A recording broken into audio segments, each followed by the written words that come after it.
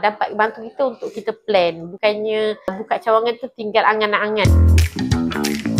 Untuk dana tu kan sebenarnya bila kita datang kita tahu kita ada banyak soal dengan khusus hari ni, so kita dapat nampak clear dekat mana kita boleh dapat amount yang kita boleh dapat, apa yang kita boleh standby kan supaya kita boleh dapat benda. Biasa tradisionalnya simpanan sendirilah, ataupun kalau nak buka cawangan company punya dan kita rolling untuk yang baru. Tapi dekat situ risiko dia agak tinggi lah, dia kena untuk kuat, strong, confident, baru kita boleh buat macam tu kan. Tapi rupanya kita ada cara yang lain yang lebih selamat, maksudnya center satu tak efektif, yang mana daripada hasilnya center satu, so dia kekal dengan center satu punya, dan yang center dua dibuka tanpa ditarik daripada center satu. So perancangan saya sekarang memang kena tukar bagi yang berhad lah.